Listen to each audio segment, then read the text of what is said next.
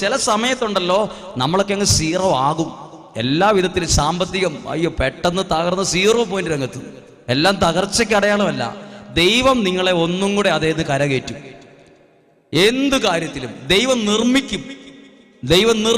നിർമ്മിച്ചിട്ട് അഭിമാനമാക്കി 4 പേര് കാണത്തക്ക വിധം ഉയർത്തി നിർത്തും. അതാണ് ദൈവത്തിന്റെ നിർമ്മാണത്തിന്റെ പ്രത്യേകത.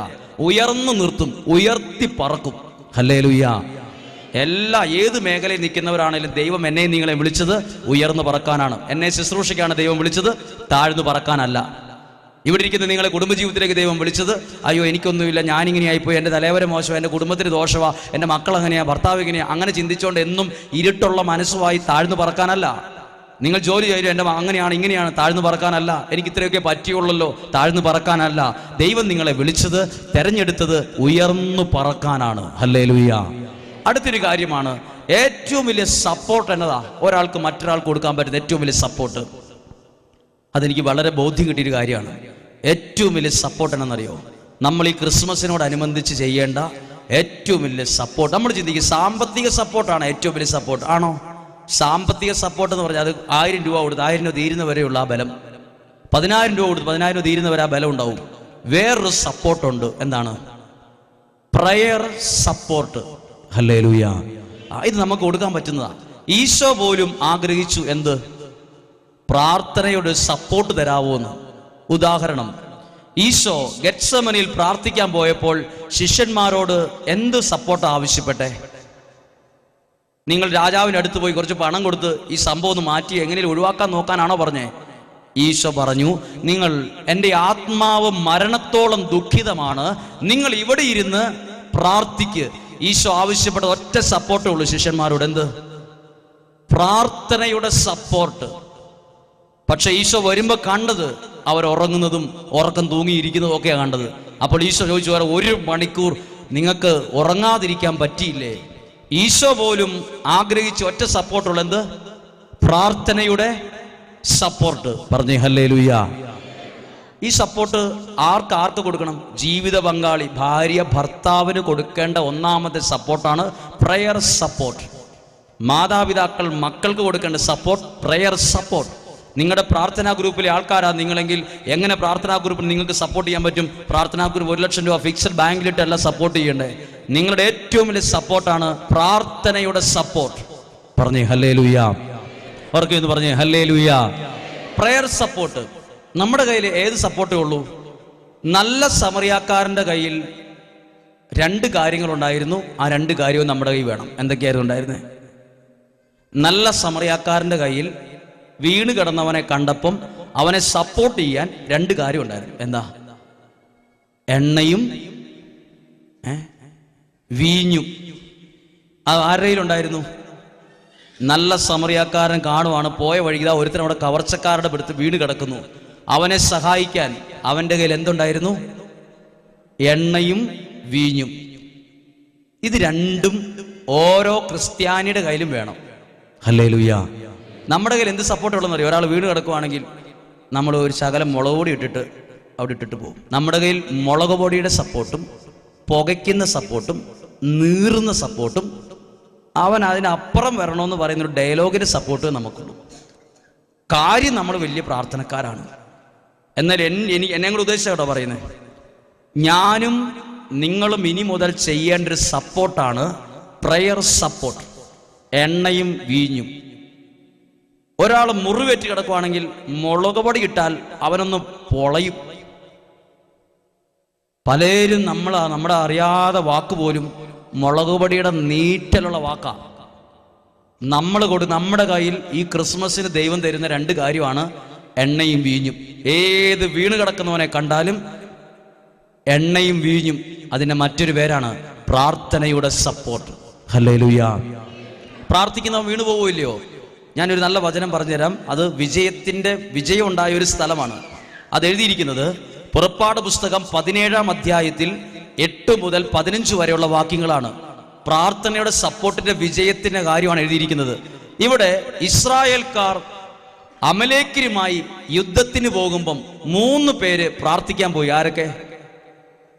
മോശയും അഹറോനും ഹൂറും എന്ന് പറഞ്ഞ ആരൊക്കെയാണ്?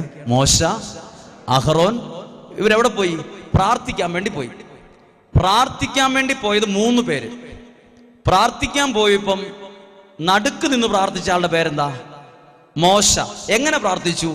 മോശ കരങ്ങൾ ഉയർത്തി പ്രാർത്ഥിച്ചു. ഇനി നിങ്ങൾ ഓർക്കണം, ഉറപ്പായും വിജയം കിട്ടുമ്പോഴാണോ ഇത് പ്രാർത്ഥിച്ചത്, അതോ പരാജയം വരുമെന്ന് ഏകദേശം ഉറപ്പുള്ളപ്പോഴാണോ പ്രാർത്ഥിച്ചത്? പരാജയം വരാൻ 90% സാധ്യതയുള്ളപ്പോഴാണ് പ്രാർത്ഥിച്ചത്. ഇനി നിങ്ങളോട് പറയട്ടെ, prayer can change the situation. പ്രാർത്ഥനയ്ക്ക് ആ സാഹചര്യങ്ങളെ മാറ്റാൻ കഴിയും. ഹല്ലേലൂയ. ശ്രദ്ധിക്കണം, നോക്ക്, ഇസ്രായേൽക്കാര് ഒരു വിജയം ഉറപ്പായിട്ട് കിട്ടുമ്പോഴല്ല 3 പേര് പോയത്. ഉറപ്പായിട്ടും ഒരു പരാജയം വരാനുള്ളപ്പോഴാണ് 3 പേര് പറയുന്നത് ഞങ്ങൾ പ്രാർത്ഥിക്കട്ടെ എന്ന്. അപ്പോൾ ഇവരുടെ പ്രാർത്ഥന കൊണ്ട് സംഭവിച്ച അത്ഭുതം ഒരു പാരഗ്രാഫിൽ എഴുതിയിട്ടുണ്ട്. പ്രാർത്ഥന കൊണ്ട് സാഹചര്യങ്ങൾ മാറി. ഇംഗ്ലീഷിൽ പറയട്ടെ, prayer can change the situation.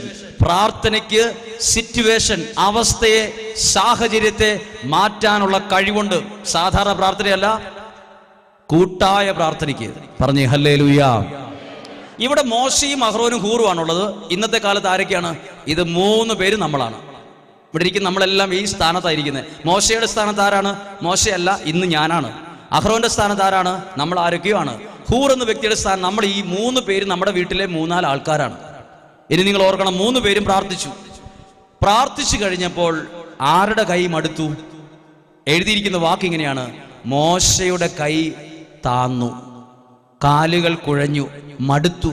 അപ്പോൾ ഒന്നാമത്തെ കാര്യം, പ്രാർത്ഥിക്കുന്നവനും കുഴയും, പ്രാർത്ഥിക്കുന്നവനും മടുക്കും, പ്രാർത്ഥിക്കുന്നവനും വിഷമം വരും.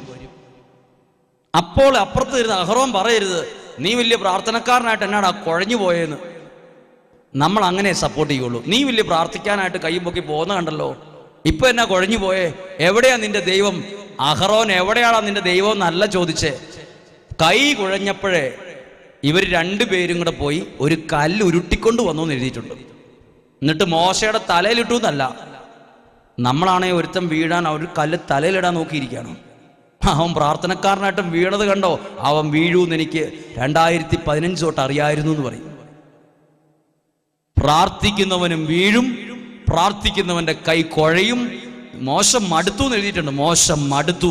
പ്രാർത്ഥിക്കുന്നവൻ ചിലപ്പോൾ മനസ്സ് മടുത്തു പോകും. അപ്പൊ അഹ്റോനും ഹൂറും ചെയ്തത് ഒരു കല്ല് കൊണ്ടുവന്നിട്ട് ഇട്ടിട്ട്, അഹ്റോൻ അതേ കയറി ഇരുന്നു എന്നല്ല, മടുത്തവനെ, ക്ഷീണിച്ചവനെ, വിഷമമുള്ളവനെ ഈ കല്ലെ കയറ്റി ഇരുത്തി. വേണേ കയറി ഇരിക്കടാന്നല്ല പറഞ്ഞേ. ഇതാണ് നമ്മൾ ചെയ്യേണ്ടത്.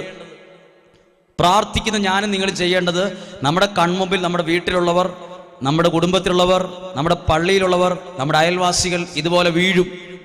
നമ്മളാണ് ഒരു കല്ല് ഉരുട്ടിക്കൊണ്ടുവന്ന് പിടിച്ച് അത് ഇരുത്തേണ്ടവരാ. നമ്മുടെ കയ്യിൽ മുളകുപൊടി പാടില്ല. നല്ല സമറിയക്കാരൻ കണ്ടപ്പോഴേ കയ്യിലുണ്ടായിരുന്ന എണ്ണ നഷ്ടപ്പെടുമോ എന്നല്ല പേടിച്ച് ആ എണ്ണയും വീഞ്ഞും എടുത്ത്, ഓ ഇതിന് ഇത്രയും രൂപയുള്ള സാധനമല്ല, ഇവന്റെ വേഗത്തൊഴിച്ച് വെറുതെ ഇതിനെ കളയത്, ഇവൻ ആരാ, ഇവന് വെറുതെക്കാരനാ പോയാന്ന് വിചാരിച്ചില്ല. അത് അവന്റെ ശരീരത്തൊഴിച്ച്, മുറിവിലൊഴിച്ച് അവന് ബലം കൊടുത്തു.